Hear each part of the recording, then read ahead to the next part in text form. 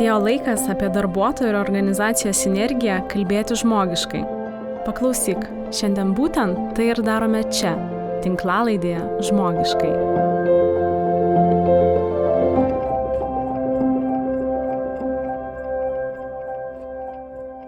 Labas, čia tinklalaidė Žmogiškai ir aš Triple Consulting konsultantė Marija Šulskė šiandien sveikinusi, kviesdama pasikalbėti apie ambasadorius. O šiandienos temą noriu pradėti iš tiesų nuo šalto dušo kiekvienam vadovui, kurio metų plane atsirado eilutė paleisti ambasadorių programą. Šiandien kalbėsime ir kelsime esminį klausimą, o kam jums reikia ambasadorių? Jei manote, kad nusamdę lektorių, kuris išmokys ar darbuotojus dėti grotažymes ir taginti įmonę, gausite nemokamą reklaminį plotą, sustokite, nes ambasadorystė, kurią mes matom su Triple, nėra marketingo triukas. Tai yra sunkus, prioritetų reikalaujantis darbas su organizacijos kultūra. Ir šiandien turėsime išskirtinę galimybę išgirsti apie Acme grupės ambasadorystės kelionę ir užkulisius. Ir šiandien svečiuose turime Acme grupės komunikacijos vadovę Agnę Jankauskę, kuri su komanda nuėjo ilgą kelią, kur pasitaikė ir tylos etapų, ir abejonių, bet šiandien jie skaičiuoja ne tik laikus, bet ir realų poveikį verslui. Tai sveika, Agne. Labas, Marija. Tai labai malonu, kad sutikai šiandien pasidalinti su tinklalaidė Žmogiškai klausytojais Acme istoriją. Ir pamenu mūsų pažintį lygiai prieš metus, kai turėjau progą susipažinti su Acme ambasadoriais komunikacijos mokymuose. Ir tą dieną aš prisimenu iki šiol, nes vizitas jūsų organizacijai ir pažintis su ambasadoriais davė ženklą, kad kažką tikrai darote labai gerai.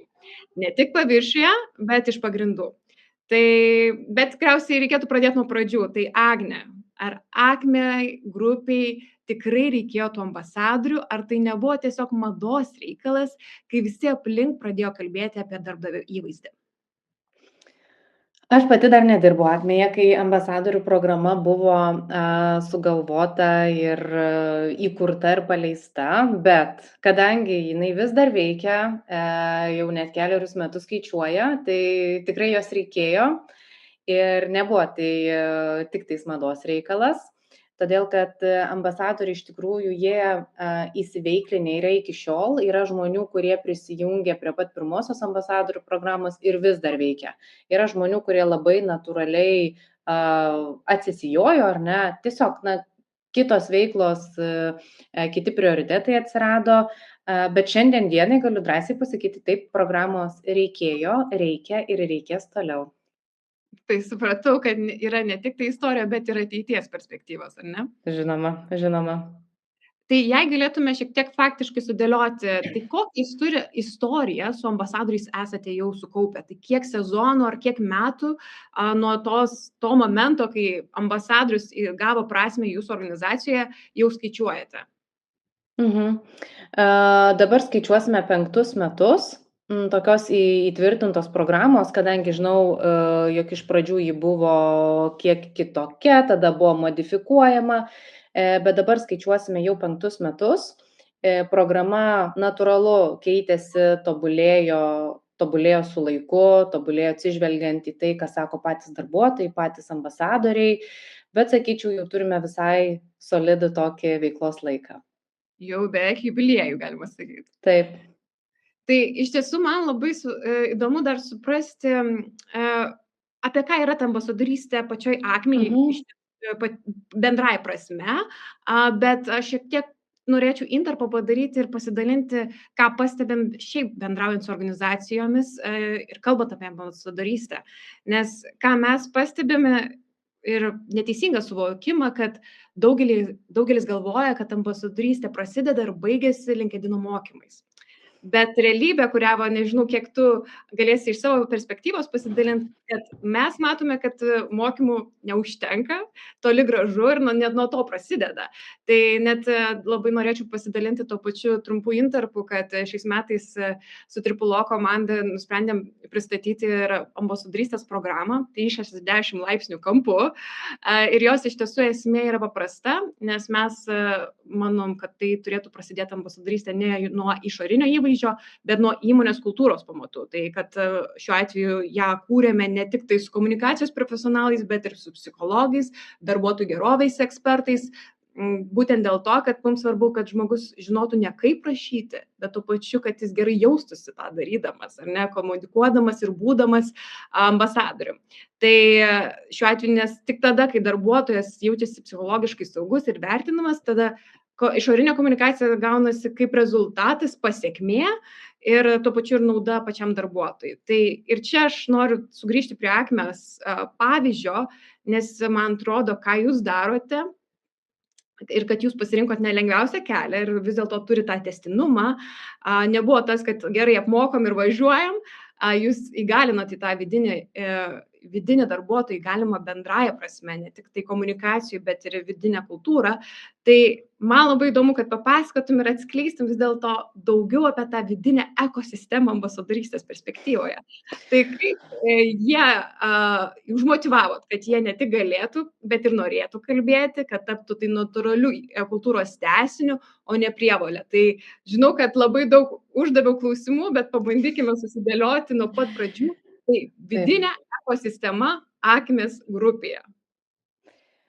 Aš čia paminėsiu patį esminį dalyką mūsų vidinės kultūros, tai yra mūsų labai labai stiprios vertybės.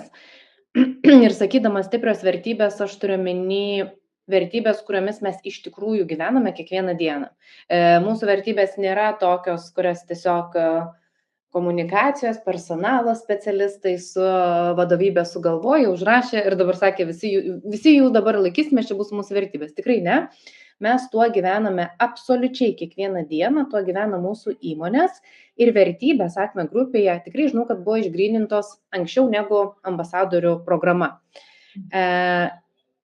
Išgryninę tas vertybės mes jas ir puoselėjame, ir palaikome. Ir čia dabar truputėlį nušoksiu vėl į ambasadorystę, kad jinai pas mus tikrai yra platesnė, neužtenka tik LinkedIno mokymų ir juo labiau mes neapsiribuojam tik tais LinkedInu, komunikacija LinkedIn ar kitose socialiniuose tinkluose. Grįžtant prie vertybių, mūsų ambasadoriai yra apmokyti vesti vertybių žaidimą. Turime susikūrę savo stalo žaidimą, Akme vertybių žaidimą. Ir kai prisijungia naujokai, mes turime tokią tradiciją organizuoti naujokų pusryčius, tai naujokų pusryčių metu visi susirinkę naujokai per maždaug 3 mėnesius, nes nedarome jų kiekvieną savaitę, žaidžia tą vertybių žaidimą. Ir tai čia vat ir yra labai graži sąsaja, o veda ambasadoriai. Kažkuris, kuris gali, kuris nori, prisijungia ir praveda naujokams tą vertybių žaidimą, kad jie naujai prisijungia prie organizacijos, dar labiau suprastų, kas čia ir apie ką. Tai pirmas kertinis momentas, man atrodo, kad kai nėra stiprios organizacijos kultūros, kai jinai nėra iki galo išgryninta, ar ne, apie ką mes čia, ta ambasadorystė, mano požiūriu, gali būti labai labai neaiški, apie kokią žinutę, ar ne, transliuoja tie ambasadoriai.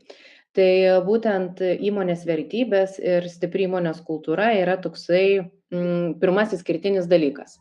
Dabar einant prie to, ką veikia mūsų ambasadoriai, tai jie tikrai neapsiriboja tik tais komunikacija socialiniuose tinkluose, jie labai aktyviai prisideda ne tik tais organizuodami tuos vertybių žaidimus, bet ir būdami mūsų sakydama, tai sakau, People and Culture komanda, kurios dalis esu,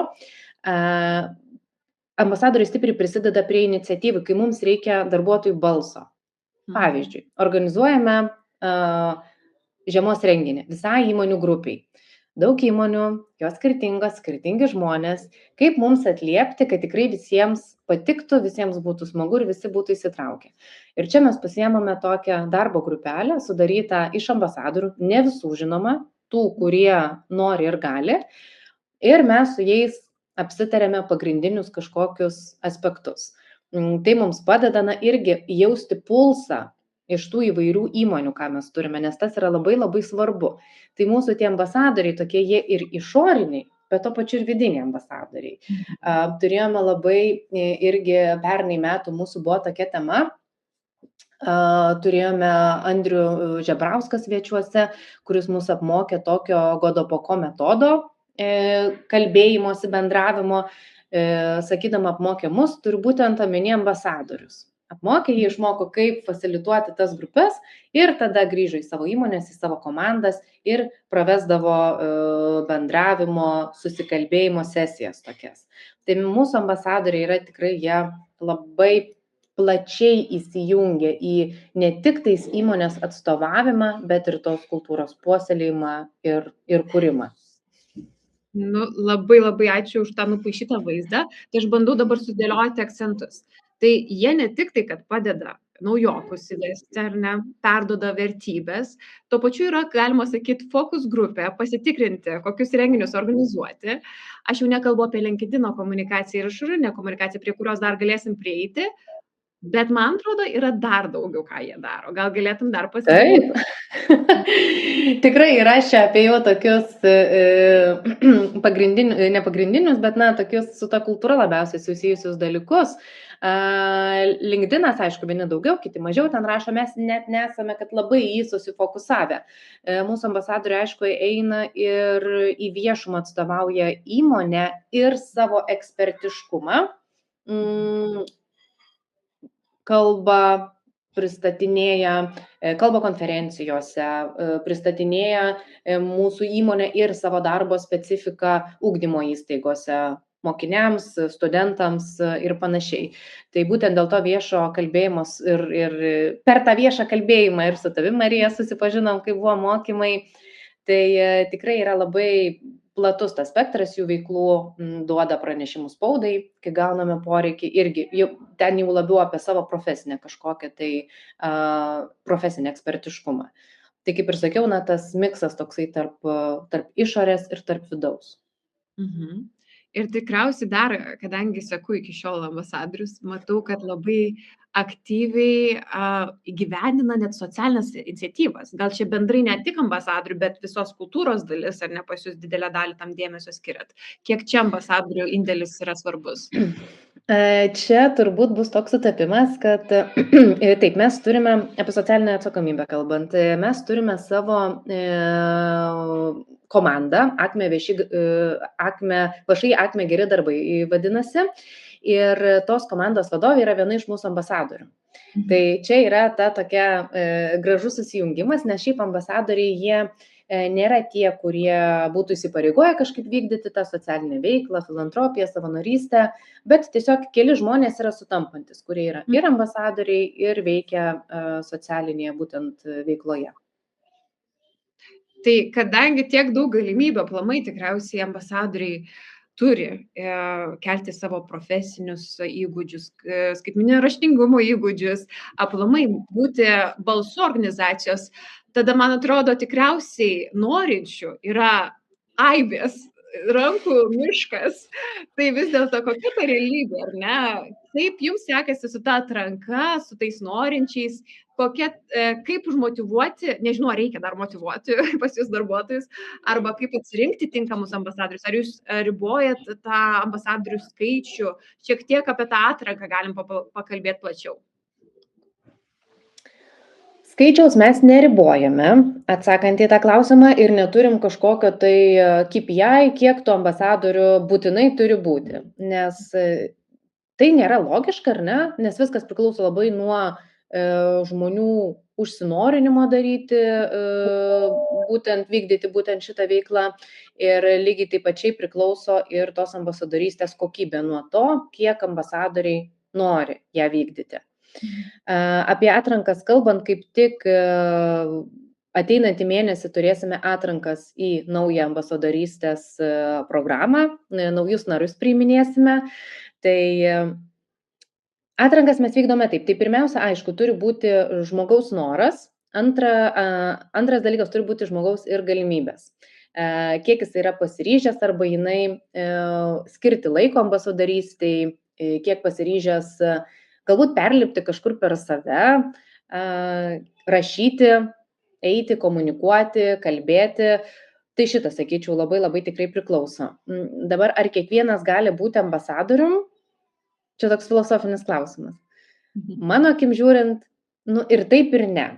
Pripažinkim, kad vieniems žmonėms komunikuoti iš principo tiek raštu, tiek gyvai kalbant, yra lengviau ir paprasčiau, galbūt net natūralu, nepaisant to, kad žmogus nieko bendro su tuo gyvenime neturi, jo profesija nėra apie tai.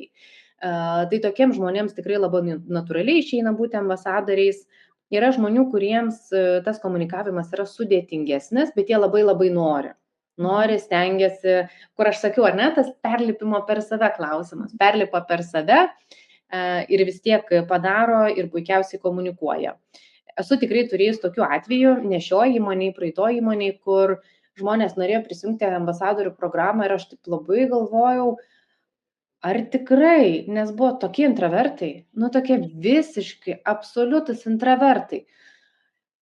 Galvoju, pabandykim, bet buvo labai labai didelė motyvacija.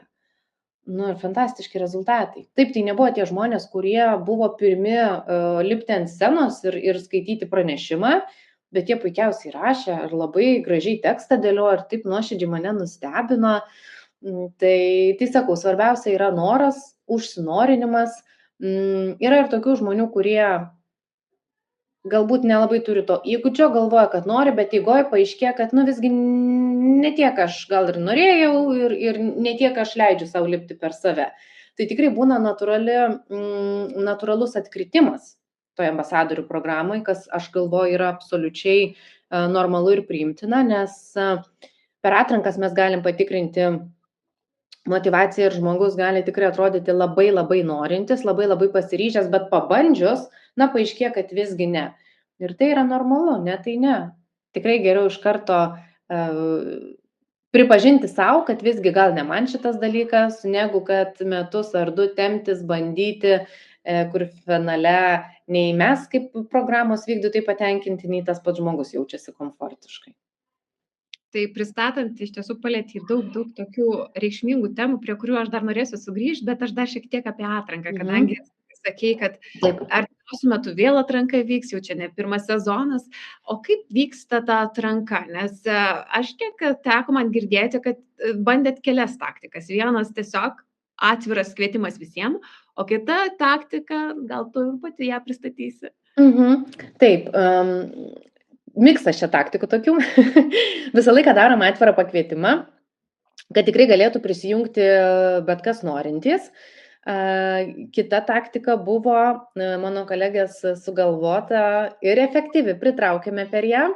Tai ką jinai padarė, nužiūrėjo kolegas, kurie tiktų būti ambasadoriais, mes vis tiek taip matome, ne?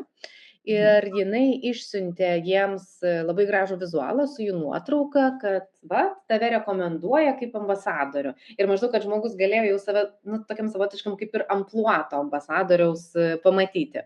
Tai šita taktika suveikė, tikrai mes ją kartosim ir kartosim ją labai natūraliai, nes tiesiog kasdien būnant darbe, bendraujant su kolegomis, tu pradedi matyti, kas yra tie, kurie galėtų, kuriems tiktų, kurie tikėtina gal ir norėtų, bet kartais tie žmonės tokie, kažkaip pasikuklina, nepasisiūlo, ar čia man pavyks, ne, gal čia ne man. Tai juos reikia paskatinti, pasiūlyti ir tikrai kartais žmogui to ir tai reikia, kad kažkas iš šono patikėtų, kad jisai gali.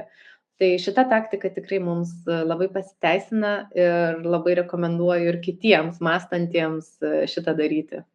Taip, nes aš irgi tikiu, kad šiaip organizacija kiekviena turi jau ambasadorius, kartais jos tik reikia jiems uždėti karūną ir įprasminti, jie patikėtų, kad taip, jie ir yra jau net užkulisiuose. Dar šiek tiek apie atranką, jei taip stebėtume, ar ne, nuo to momento, kai atsirenkat ambasadorius, pirmoji nauja grupė, visi naujokai, ir iki tos akimirkos, kai žmogus pasako, kad aš jaučiuosi saugus, jau ne tik tai viduje būti ambasadoriu, bet ir, pavyzdžiui, LinkedIn'e dalinti savo įžvalgomis, tai kiek trunka, ar yra tokia formulė, ar ne, ko reikia, kad nuo to, kai žmogus gauna tą karūną, iki to momento, kad jis pasiruošęs eiti į išorę, nesvarbu, ar konferencijų skaityti pranešimą, ar rašyti straipsnį, ar LinkedIn'e parašyti įrašą savo vardu, kas eina į tą laiką, į tą turinį? Aš gal patikslinsiu, pas mus nėra tų etapų, kad viduje ambasadoriai ir paskui jau iškomunikuoja į LinkedIn. Mes iš karto taip einam sinergiškai į išorę ir į vidų kartu. Ko reikia? Reikia bandyti ir daryti. Kada žmogus jaučiasi tvirtai, labai priklauso nuo žmogaus. Mes turime ambasadorių, kurie netiek daug rašo. Nežinau kodėl. Tiesiog, galbūt ne tas rytis, neranda temų, neranda laiko, bet duok jiems pakalbėti, duok jiems tiksliau pastatyk kamerą prieš juos, duok mikrofoną, fantastika. Geriau negali būti.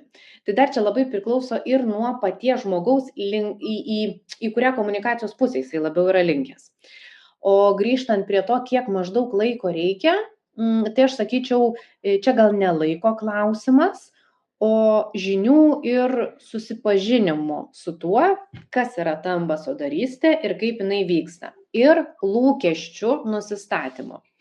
Jeigu dabar mes pagrįžtume prie LinkedIn, ar ne, kurio efektyvumas komunikacijos prasme, ar ne, yra pamatuojamas. Parašai postą, iškart matai, kiek sureagavo, kiek pakomentavo ir panašiai. Tai kalbėdami su ambasadoriais tiek naujais, tiek jau esančiais, mes nuolatos primenam, kad neužtenka tik tais rašyti, jūs turite plėsti kontaktų sąrašą. Pirmas dalykas, kuo daugiau kontaktų aš turėsiu, natūralu, tuo plačiau ta mano žinutė galės eiti.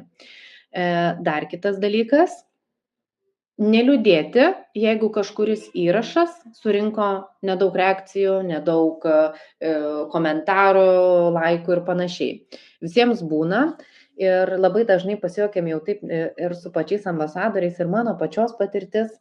Tikrai būna kartais, sako, gludini, rašai, galvoji, surinki informacijos, atrodo, tokį perlą pateiki ir nieko.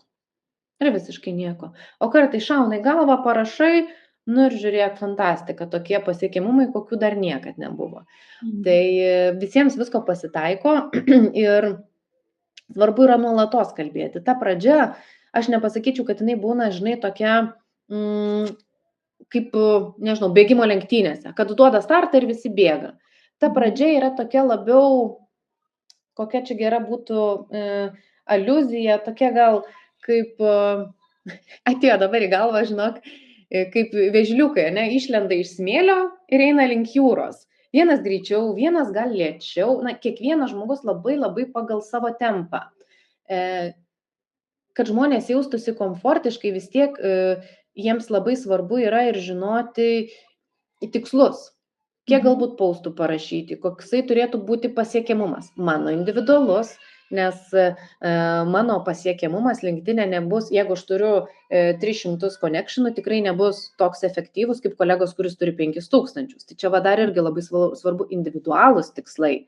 Todėl mes juos matuoti pradėjome nuo šių metų procentais, o ne skaičiais. Kiek procentų mano connectionai paaugs, kiek procentų mano pasiekiamumas paaugs. Nes jeigu matuoti skaičiais, tai tiesiog tai yra nelogiška, ar ne, vienas pasieks daugiau, kitas pasieks mažiau. Tai grįžtant prie klausimo, ar ne esmės, kiek laiko praeina, negaliu atsakyti, bet turbūt tai yra labiau apie tai, kiek saugiai jaučiasi ambasadorius žinių prasme ir taip greitai jisai gali įsivažiuoti. Aišku, dar vienas paminėjimas. Pradžioje programos, kai prisijungia nauji nariai, jiems reikia daug daugiau asmeninio dėmesio.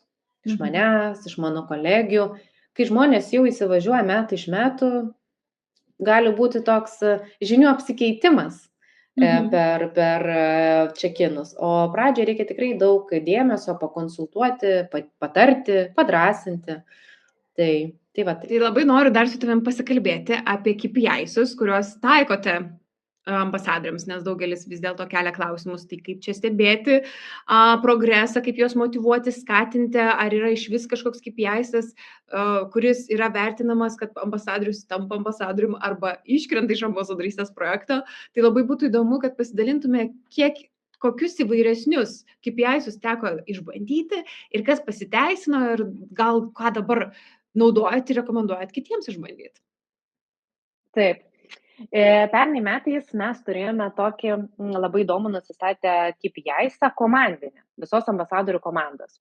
Mes nusistatėme, kiek ryčo mes norime pasiekti LinkedIn'e visi kartu kaip ambasadorių komanda.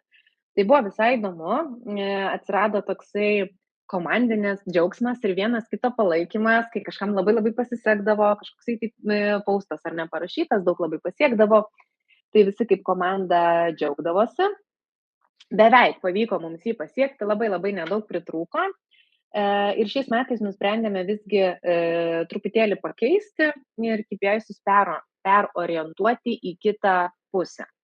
Tai ką mes padarėme šiais metais, kaip ir minėjau, turėsime naujų ambasadorių atranką, tai išskyrėme programą į 2 dalis. Turime ambasadorius pro, kurie jau programoje yra daugiau negu 1 metai, ir turėsime naujus ambasadorius.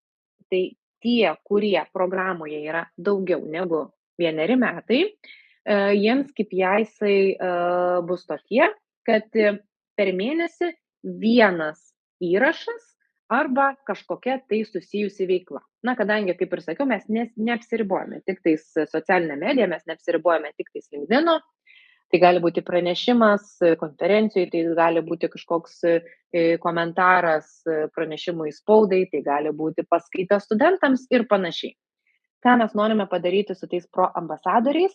Tiesiog palaikyti jų veiklą, kad jie eitų, darytų ir toliau būtų matomi. O tuo tarpu naujiems ambasadoriams, iš naujų ambasadorių mes prašysime bent 2 veiklų per mėnesį, kitaip sakant, labiausiai turbūt 2 įrašų, kadangi nuo to pradeda jie formuoti tą savo įvaizdį vien tam, kad pasilaikytų, kad vyktų nuolatinis veiksmas, nuolatinis komunikavimas ir jiems pavyktų įsivažiuoti į tą programą. Na ir šalia tiek nauji, tiek seni turės tam tikrus lūkesčius auginti savo auditoriją, nes tai yra visiškai natūralu. Vėlgi, kalbant apie LinkedIn'ą. Ką noriu pabrėžti, šitie KPI nėra tam, kad oi, tu 1 mėnesį nieko nepadarei, viskas, išeis iš programos ir jau čia mes tavęs nebepriimsime. Jie yra gairės, kad žmonės suprastų, ko iš jų tikimasi, ir kad galėtų sėkmingai kurti tą savo asmeninį įvaizdį.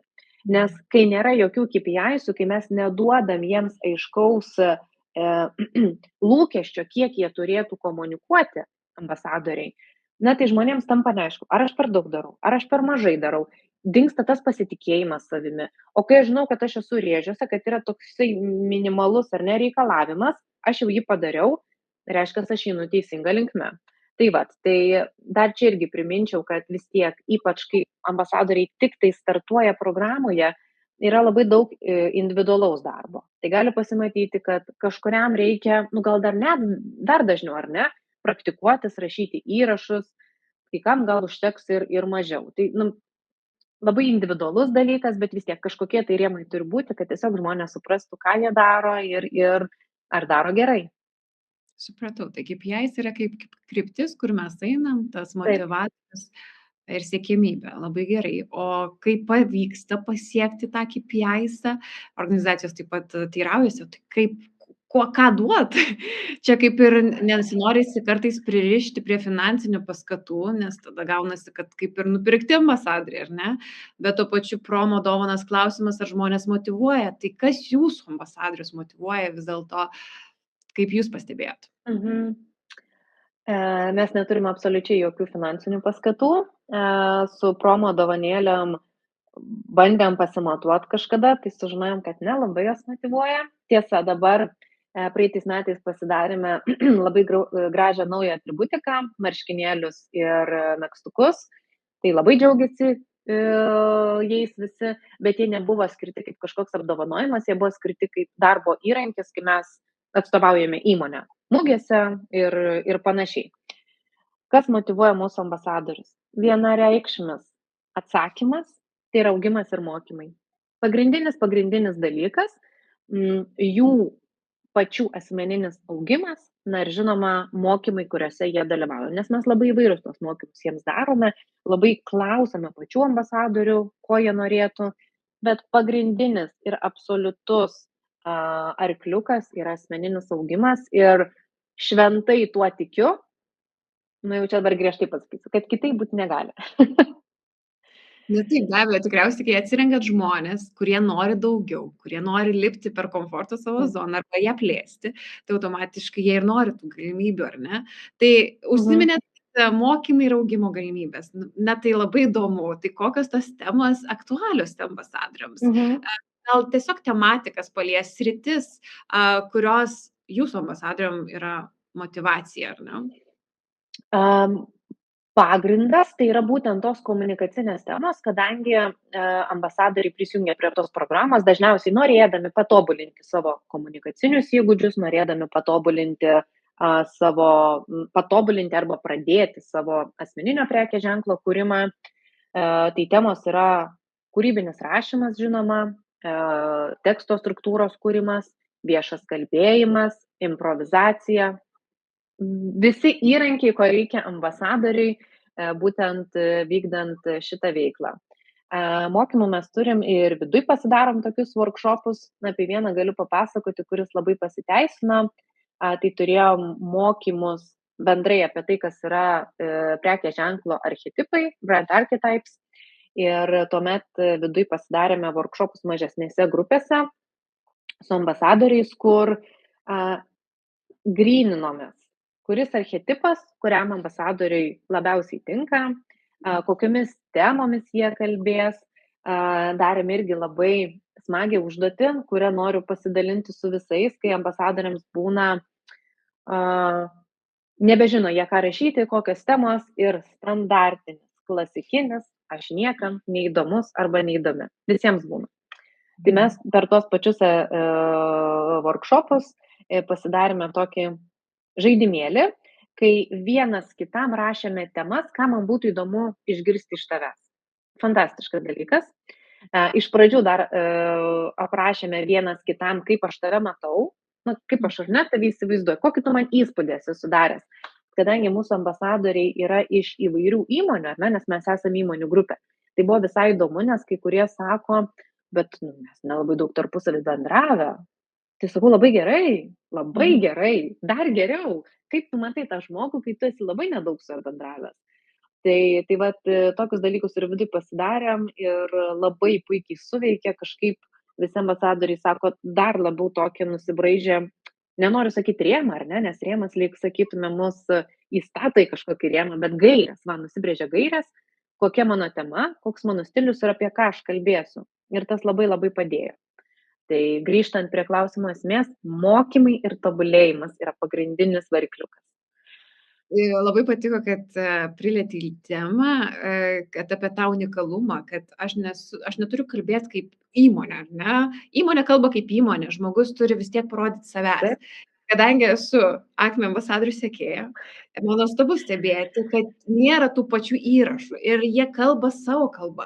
Ir jei vieni ambasadoriai dalinasi socialinėm atsakomybėm, iniciatyvom ir taip toliau, kiti skelbia technologijų naujienas. Ir tai galvoju, wow, kaip unikalu.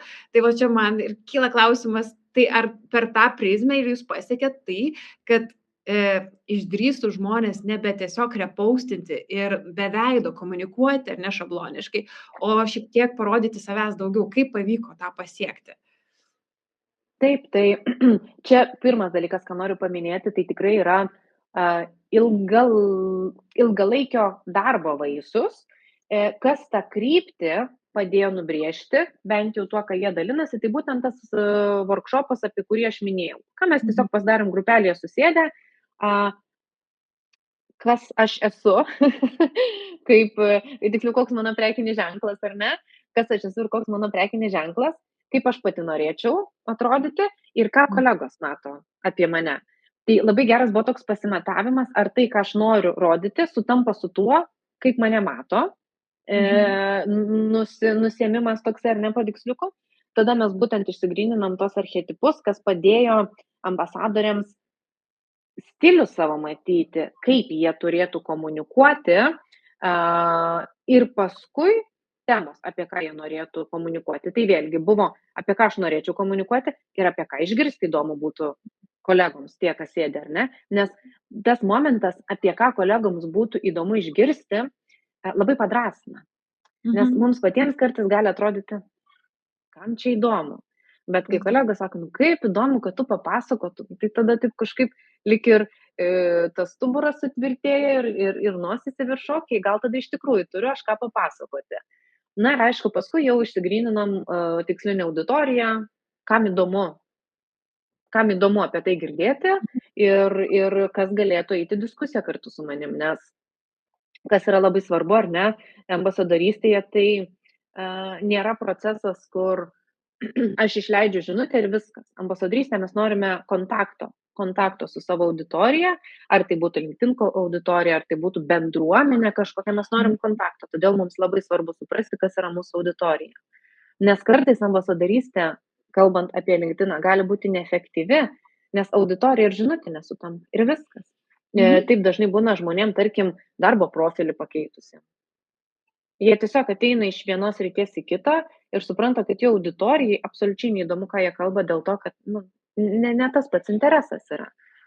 Tai va tokie dalykai tikrai pagelbėjo ambasadoriam, bet vėl noriu priminti, kad ta programa tikrai tęsiasi ilgus metus ir tai yra savotiškai ir ilgo darbo vaisius įvairių mokymų, padrąsinimų, asmeninio darbo su ambasadoriais, kurį ne tik tais aš darau su savo komanda, bet kurį darė prieš tai komunikacijos komanda. Na, natūralu, ar ne, tai yra ilgo darbo vaisiai, ką mes turime dabar. Ir iš tikrųjų galiu pasidalinti tai, ką girdžiu, tas visas metodikas, gyvą pasikalbėjimą, vos ne asmenybių tipažų išsianalizavimą yra muzika mano ausims, nes dažniausiai tą ir darom su organizacijom, nuo ko pradedam, nes žmonės patys kartais kelia klausimą, ką man tas prekės ženklas, aš tiesiog imsiu, komunikuosiu ir viskas, bet supranti, kad tau net nereikia jo kurti, tu jį turi. Ir gaunasi per tą įsikalbėjimą, per savo pamatymą veidrodžio principų, per kolegos akimis tu pamatai, aha, tai jūs taip apie mane galvojat, ar ne, aš tokį įspūdį padarau. Tai čia yra magija, kas įvyksta, kai žmonės atranda savo tą asmenybės tipažą, tu pamatai, kad čia geriau negu asmenybės analizė, vos net čia šalia žmonės tave parodo ir tada tu gali atsakyti tą klausimą. Ar tikrai taip aš noriu, kad mane matytų, ar tikrai tą aš komunikuoju teisingai savo poelgiu, savo žinutėmis, emailais, darbo principais ir taip toliau. Tai čia tokia tema, kurią galima dar atskirai plėtot, bet aš labai noriu keliauti toliau ir iš tikrųjų įgarsinti dažniausią klausimą pačių organizacijų, tai kieno rankose turi būti ambasadorių projektas, nes atrodo, ir išorinė komunikacija, ir vidinė kultūra. Tai kas čia tą atsakomybę turi nešti už juos? Labai geras, gilus klausimas, kuris aš manau, kad neturi vieno atsakymo, nes iš esmės ambasadorystė yra darbdavio įvaizdžio strategijos dalis. Tai tas pirminis klausimas yra, kas atsakingas už darbdavio įvaizdį. Čia trumpam noriu pagrįžti, ką sakei, kad įvaizdį visi turi, ar ne? Ir arba mes jį kažkaip paformuojam, arba mes leidžiam tekėti taip, kaip jis natūraliai susidaro. Tas pats yra su darbdavio įvaizdžiu. Kiekviena darbovietė turi savo įvaizdį. Tik klausimas, ar jį turi tokį, koks jis natūraliai išeina, ar mes jį paformuojame, kad jisai būtų geras, tinkamas ir reprezentatyvus. Ir darbdavio įvaizdžio formavimas prasideda nuo organizacijos vidaus visiškai. Tai grįžtant prie to, kieno tai yra atsakomybė, aš sakyčiau, kad čia priklauso nuo organizacijos dydžio.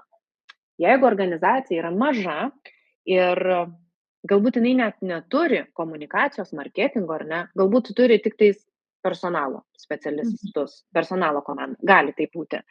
Natūralu, tada atsidurs personalo komandos rankose. Jeigu organizacija yra didesnė ir yra ar marketingo, ar komunikacijos skyrius kartu su personalo, tai jau bus jungtinis projektas, kurį koordinuos kažkas vienas, nes turi būti vienas šeimininkas. Kas jį koordinuos? Toks susitarimo reikalas. Pas mus darbdavio įvaizdis yra komunikacijos rankose, bet mes esame People and Culture komandos dalis, ar ne? Tai mes esame su personalu labai labai šalia, arti, todėl mums ir pavyksta taip sinergiškai įgyvendinti šitą projektą.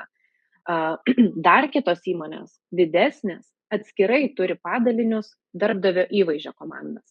Padalinius ar žmogų, ar komandas, tai tada natūraliai pas tą specialistą ar vadovą nueina ta atsakomybė. Tai viskas tikriausiai priklauso nuo komandos dydžio, nuo organizacijos, dydžio, ir natūralu nuo susitarimo. Ir tikriausiai, kas visų pirma tiki tą idėją, kad neštų per visus skyrius tvirtintis tą vėliavą ambasadorystės. Taip, tikrai taip, vienareikšmiškai. Čia mūsų pokalbis, aš matau, man jau net karšta darosi, čia tiek daug mes liečiam ir aktualių, reikalingų temų, aš sakau, viską noriu atnešti, ką girdžiu iš organizacijų ir taip toliau, kad galėtų išgirsti iš, nežinau, ar sėkmės istorijos, tiesiog istorijos su patirtim, nes dabar ambasadorystė daugelį organizacijų yra tik tai besivystanti, jūs galite jau sakyti, jau turit solidesnę patirtį. Tai, bet noriu bent kažkiek paliesti tą duobių temą. Tai sunkiausia tada, kai vis dėlto įvyksta komunikacijos pertrauka, baimės, nepasitikėjimas, neturiu idėjų, mano mintis neįdomios, apie ką mes jau kalbėjom, tai vis dėlto, ką tada daryti, kaip padėti tam žmogui, kas veikia, ar ne, kaip tą žmogų išlaikyti, o gal kada reikia jau paleisti, kad gal vis jo jau neprivartauti, o leisti tada, kai jis bus pasiruošęs grįžti į komandą ambasadorių.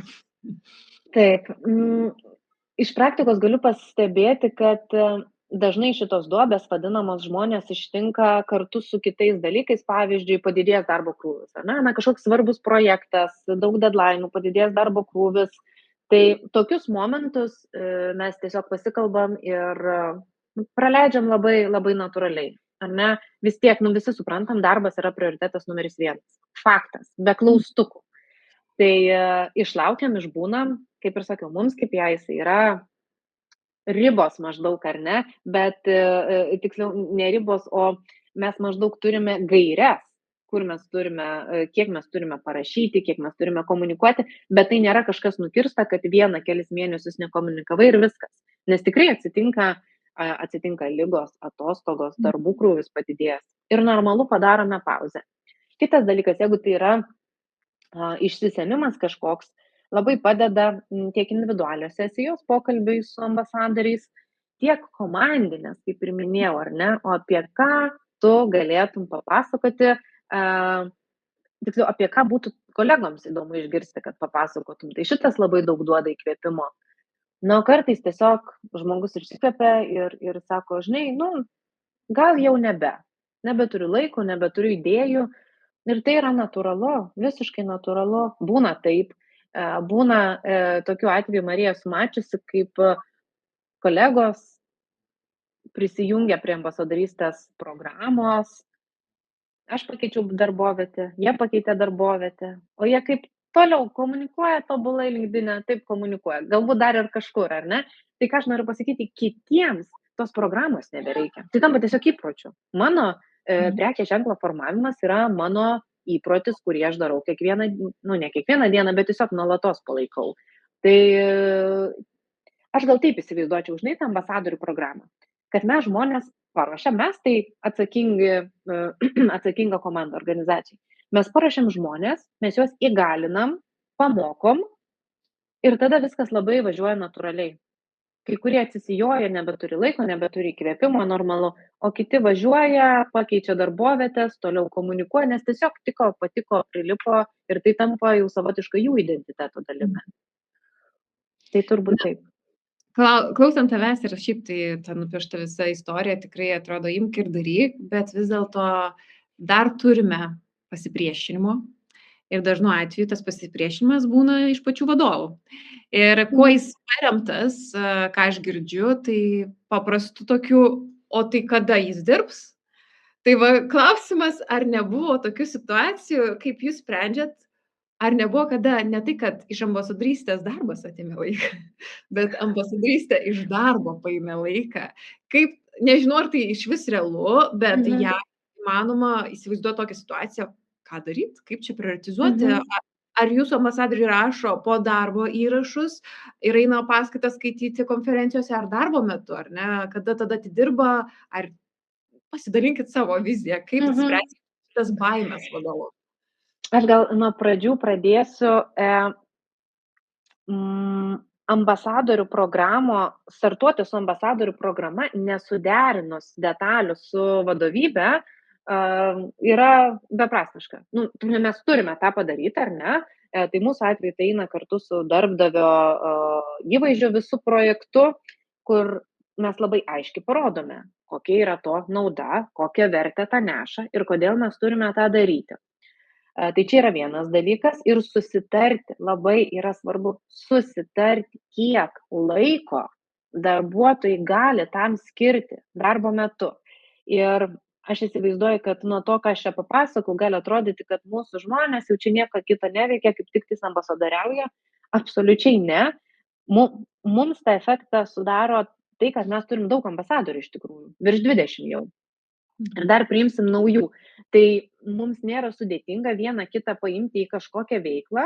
Mes esame sutarę, kiek valandų mes galime skirti šitai veiklai, kiek valandų mes galime skirti mokymams, nes mokymai irgi, ar ne, paima tą laiką iš darbo. Aišku, mūsų organizacija yra nuolatos tobulėjanti ir atsinaujinanti. Čia yra mūsų vertybė. Tai mokymai ir mokymasis mums yra, nežinau, genuose. Bet vis tiek net ir tą dalyką mes sutarėme. Tai viskas pirmiausia prasideda nuo susitarimų. Dabar, kada ambasadoriai rašo įrašus, aš net neįsivaizduoju, tiesą sakant, kada jiems patogu. Ir kiek laiko jie rašo įrašus? Aš kažkada dariau tokią apklausą, man įdomu buvo, vienam 10 minučių užtrunka, kitam pusę valandos, kitam gal valandą. Labai labai įvairiai, vėlgi priklauso nuo įgūdžio. Kada jie tą daro, kada jiems patogu. Ar tai kertasi kažkaip su darbo? Dar neteko girdėti tokio atvejo, kad kažkam kirstusi ar trukdytų. Mes kaip tik labiau stengiamės, kad viskas sinergiškai sueitų, nes labai labai svarbus dalykas.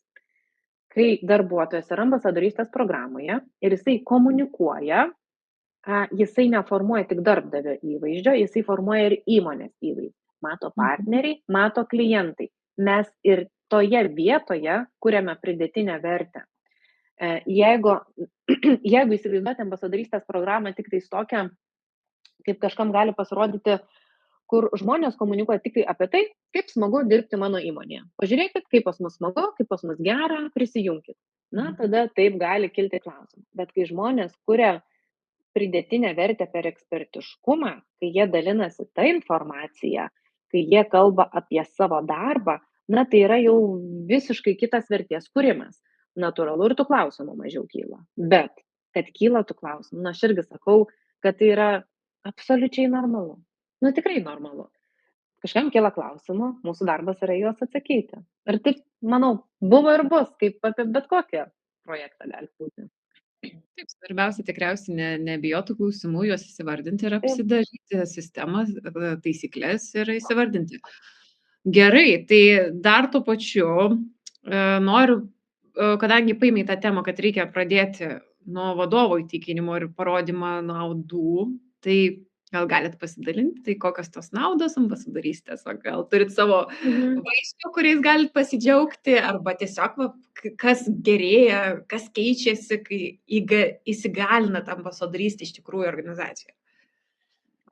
Taip, tai apie naudas pradedant, kaip ir sakiau, pas mus ambasadorystė yra natūraliai integruota darbdavio įvaizdžio strategijos dalis. Tai ten labai aiškiai, kodėl mums reikia tų naudų, nes kalbant apie kandidatus, kurie svarsto prisijungti prie įmonės, yra natūralu, kad jie daug labiau pasitikė tuo, ką sako patys darbuotojai, negu tuo, ką sako, ar ne, įmonė, jeigu taip galima pasakyti. Tai čia yra vienas dalykas. Antras dalykas tai yra daug didesnis ir įtaigesnis pasiekiamumas būtent tos pačios auditorijos. Ar tai būtų darbuotojai, galbūt tai gali būti ir klientai, jeigu įmonės yra toksai profilis, nes esu girdėjus ir tokių pasidalinimų ambasadorių programa, bet pagrindinis fokusas yra klientai. Normalu. Tai būtent per tas naudas, kurias atneša ta komunikacija. Sėkmės istorijų Tikrai turiu. Jos nėra gal taip lengvai skaičiais aprašomas, bet ką sako atrankų komandos, kad kandidatai žino kažką apie įmonę, būtent iš LinkedIn komunikacijos, iš kažkokių galbūt konferencijų pranešimų, bendruomenių atitinkamų ar panašiai. Tie, kurie yra ambasadoriai, komandų vadovai, jie tikrai pabrėžia, kad samda yra daug lengvesnė ir paprastesnė, nes jie turi platų ratą savo srities specialistų kolegų. Tai jiems tą žinutę iškomunikuoti yra daug paprasčiau ir jie turi tą komunikacijos istoriją, kur kandidatas pasižiūrės, gali pakankamai gerai suprasti, pajausti, į kokią organizaciją jisai kviečiamas prisijungti. Tai turbūt tokios naudos. Dar gal vienas dalykas, ką klausai, bet nebepamenu.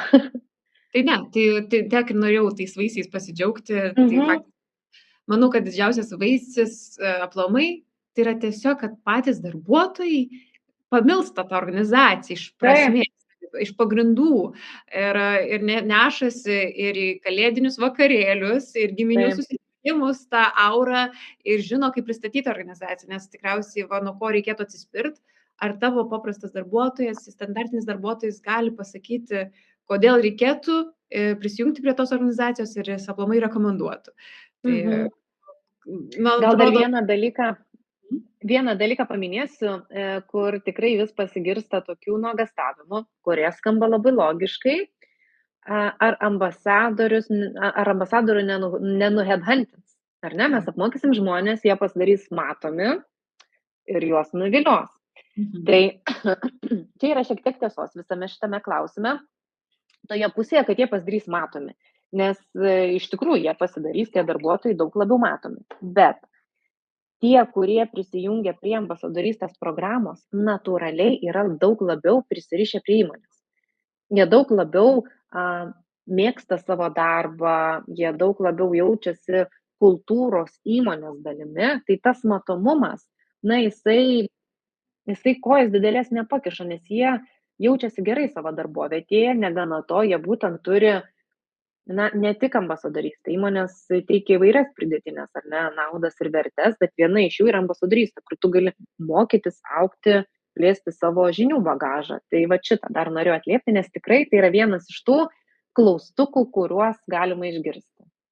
Tikrai patvirtinu, kad vis dar dažnai labai sulaukiu šito klausimo, ką atsakyti, kai bijos vadovas, kad visi geriausi darbuotojai išeis, tai taip, tie žmonės vis dėlto yra organizacijai tikrai daugiau negu dėl finansinio aspekto ir juos nupirkti yra žymiai sunkiau visų pirma. Taip. Gerai, tai dabar jau eisime link pabaigos, bet labai norėtųsi klausytojams duoti kuo daugiau vertės ir už tų užkulisių liko kažkokios klaidos, pamokos.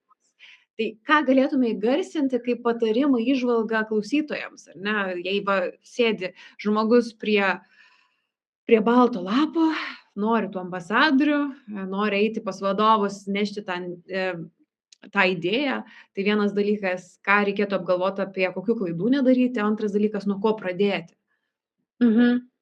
Tai visų pirma, turėti planą, labai aiškiai aprašytom naudom ir įsivardinti savo, ar verslo poreikis šiandien yra turėti tą ambasadorystę, ar ta ambasadorystė verslo atneš naudą. Tai čia yra pirmas dalykas, o galbūt gali būti, kad ne. Nes jeigu net neš naudos, tai tas projektas yra pasmerktas. Tai čia pirmasis toksai aspektas, tada, kaip jau minėjau, ar ne, susitarti. Kažkas yra organizacijoje, kas turi patvirtinti, ar ne, kiek finansų mes skirsime tai ambasadorystės programai, ar skirsime, kiek valandų skirsime, tai susiderinti ir susitarti su vadovybė, pateikti naudas ir gauti susitarimą. Čia yra projekto pasitvirtinimas. Kalbant apie pačius ambasadorius, leisti žmonėms būti savimi, padedant jiems kurti savo prekinį ženklą, išlaikyti autentiškumą, neduoti temų, kad būtinai rašykit tik tais apie šitą ir kitą ir taip ir ne kitaip. Gaires duoti, natūralu, yra kažkokios gairės apie ką negalima komunikuoti, Aš visą laiką apie tas gairias galvoju ir man tuo pačiu ir juokinga, nes galvoju, ir šiaip neparašytų mūsų žmonės tokių dalykų, ar ne, bet galbūt yra kažkokia organizacija, kuriai reikia pagalvoti apie tuos momentus ir niuansus. Leisti žmonėms būti ir padėti žmonėm išsigryninti, apie ką bus tas mano asmeninis prekinis ženklas. Būtent temas. Nes kol to nėra, tai būna tas vaizdas, kai sėdi prie kompiuterio, mirksi kursorius ir nežinai, nuo ko pradėti.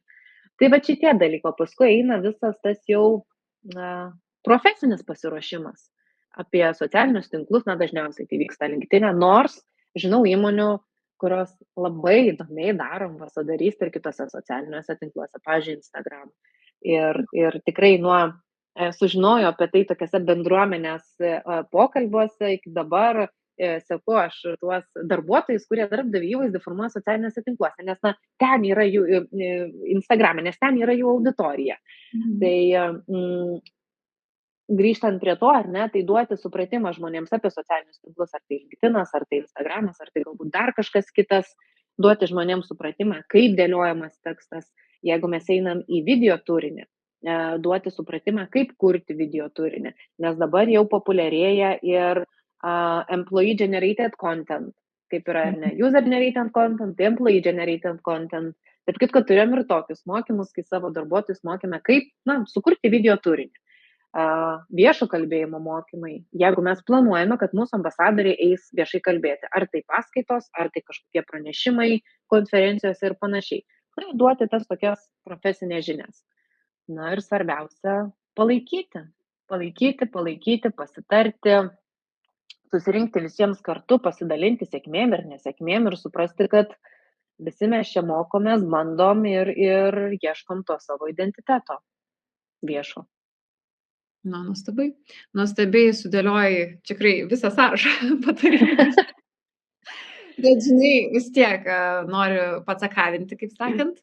Tai Akmės ambasadoriai. Kas toliau? Tai kokie užmojai jūsų ateinančiais metais, ką sau galimai palinkėtumėt, vis dėlto galimai gal kitais metais vėl pasikalbėsime, tai kokie tie 26 metai bus Akmės ambasadoriams? Plėtros metai, kaip ir minėjau, darome atranką. Visi alumnai, kurie buvo praėjusiais metais, panašu, kad lieka mūsų programoje, kaip tie alumnai, paskui ne alumnai, pro, mes jau vadinam juos ambasadoriais pro, kurie buvo 25 metais ir anksčiau, jie lieka programoje. Šiais metais priimsime naujus ir darome tokią naujovę. Iki šiol mūsų ambasadoriai, mes juos traktuodavom, kaip ir minėjau, ir vidiniai ambasadoriai, ir išoriniai, ir su vertybėm, ir su vieša komunikacija, toksai miksas. Ką mes šiais metais darome, mes atskiriame programas ir kviečiame prisijungti būti išoriniais ambasadoriais, bet tuo pačiu kviesime prisijungti ir būti vidiniais ambasadoriais, nes kai kuriems žmonėms tiesiog patinka, ar ne, ta vidinė kultūra, prisidėjimas prie jos puoselėjimo, bet jie nelabai nori eiti į išorę.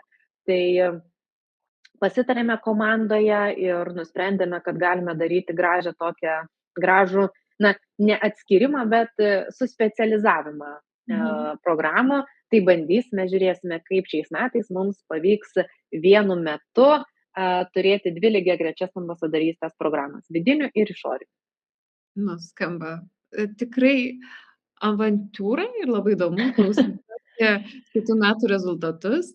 O šiandien tikriausiai mes jau galim reziumuoti mūsų pokalbį. Labai ačiū už visas pasidalintas idėjas, įkvėpimo pamokas. Ir tiesiog tikriausiai apibendrinant noriu pasakyti, kad manau šitas pokalbis dar kartą įrodo, kad ambasadorystė nėra apie LinkedIn algoritmus, tai apie žmogišką ryšį, drąsą būti matomam. O Akmė pavyzdys įrodo, kad tvarumas ateina ne per spaudimą, o per įgalinimą ir nuoseklų palaikymą. Tai dar kartą ačiū, Agne, už atvirumą. Ačiū, Marija. Iki. Ačiū Jums ir viso.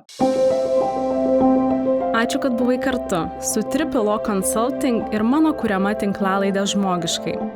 Mūsų įrašus gali klausyti visose tinklalaidžių platformose. Atmink, žmogiškai ir niekaip kitaip.